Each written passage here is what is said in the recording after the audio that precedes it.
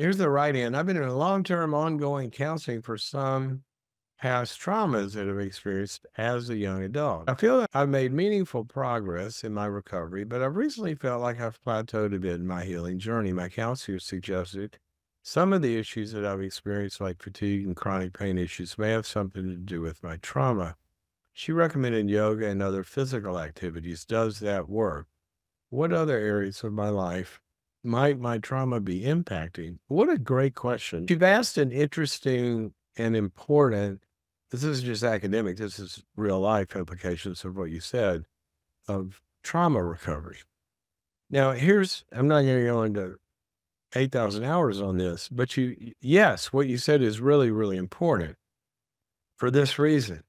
Trauma is, in as much as it is a psychological, emotional, and heartfelt issue, trauma has physiological underpinnings to it and drivers to it because trauma, by definition, overcomes the system's ability to process whatever you're going through.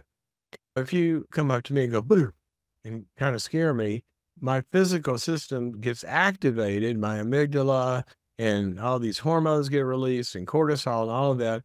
But my regulatory systems, because it's not really overwhelming or traumatic, if you just scare me, it's not really overwhelming it, but my other systems are still, since they're not overwhelmed, they're still intact.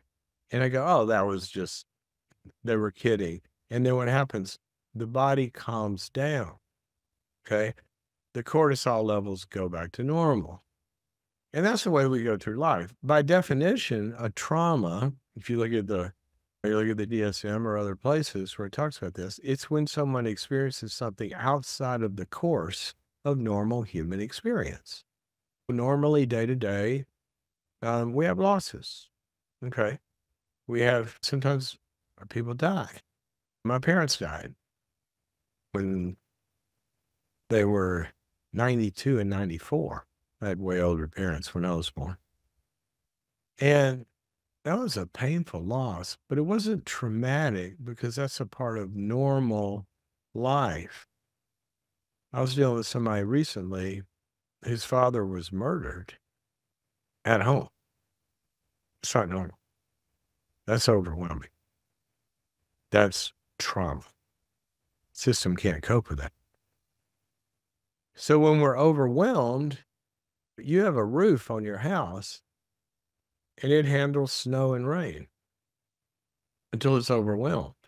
We've seen stadiums fall in because snowfall was too much to carry and it crashed. So when that happens and the regulatory systems get crashed, the body can't process it. So it gets stored in the body. Okay. It gets stored in the body. That's why a lot of talk therapy and cognitive therapy, for example, although helpful, sometimes can't get to all of it because it's not even as the real experts will tell you on this. Those are two different systems. And so you've got to access the physical system and in order to release it and also in order to retrain it to calm down. And that can affect a lot of stuff, from flashbacks to anxiety to hypervigilance to fear and all those kinds of responses. But at the same time, you got a bunch of cortisol going through your body or adrenaline or you're jacked up all the time. That starts to affect organ systems as well. And it's been shown to have a big effect. Blood pressure, cardiovascular stuff, immune system, digestive problems, all of this stuff. So yes, yes, yes. I don't know what's going on in your therapy, if it's working, if it's good. Sounds like your therapist at least is aware, might need something different to add to it. But the answer to your question is that valid? Yes, a lot of research has been shown.